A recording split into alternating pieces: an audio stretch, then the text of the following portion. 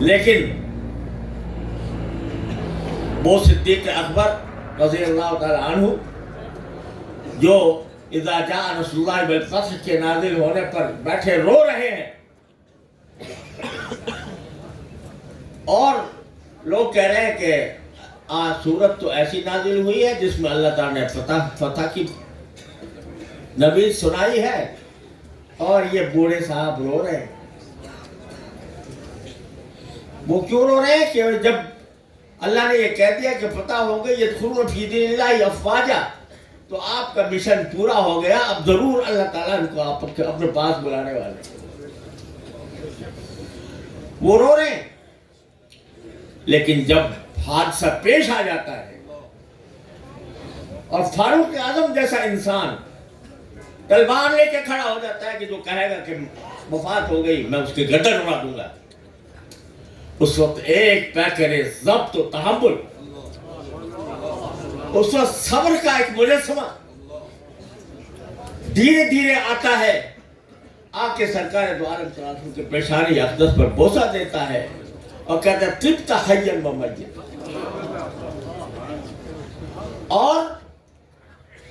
وہ آیت تلاوت کرتا ہے کہ وَمُحَمَّدٌ إِلَّا رَسُولٌ قَدْ خَلَتْ مِن قَبْلِهِ الرُّسُلُ أَفَإِن مَاتَ أَوْ قُتِلَ انقلبتم عَلَىٰ أَعْقَابِكُم۔ اور یہ الفاظ اس کی زبان پر جو وفادار جانثار، وفاداری جانثاری جس پر قربان،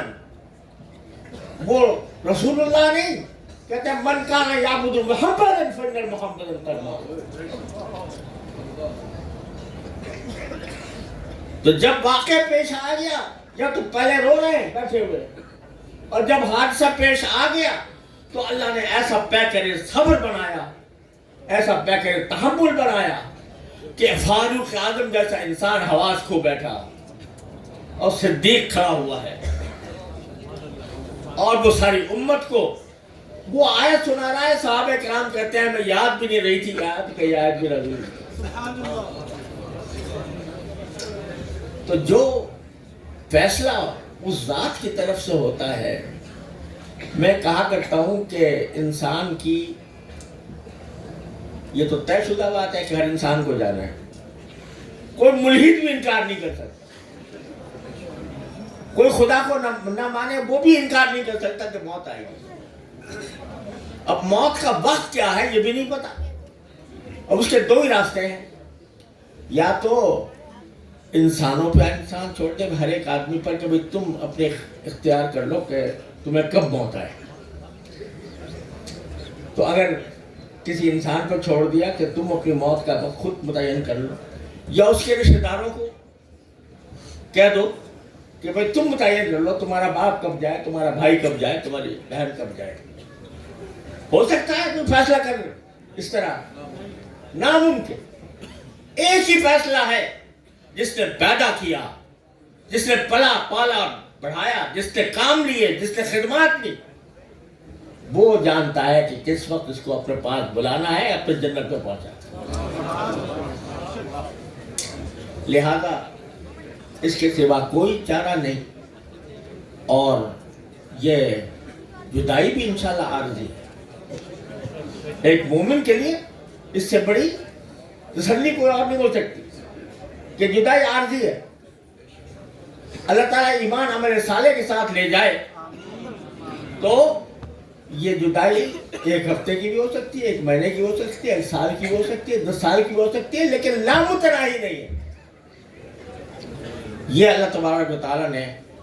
ایک مومن کو یہ تسلی دی ہے، کسی غیر مومن کو یہ تسلی نہیں آئی۔ تو الحمدللہ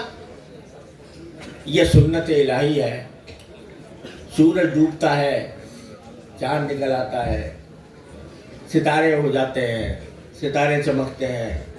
چمکتے چمکتے پھر دوسرا کوئی سورج نکل آتا ہے۔ تو اللہ تبارک و تعالیٰ نے دین کا یہ سلسلہ اسی طرح جاری فرمایا، اور الحمدللہ ثم الحمدللہ ہم یہ مدرسوں کے اندر بیٹھنے والے اللہ تعالیٰ کے فضل و کرم سے، محض اللہ کے فضل و کرم سے، اپنی چاہت سے نہیں، اپنے فیصلے سے نہیں، اللہ تعالیٰ نے ہمیں ایسے لوگوں سے وابستہ فرما دیا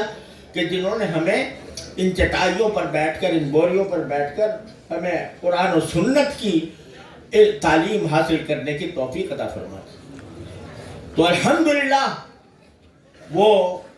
حضرات جو جا چکے ان کا فیض جاری ہے اور جاری رہے گا۔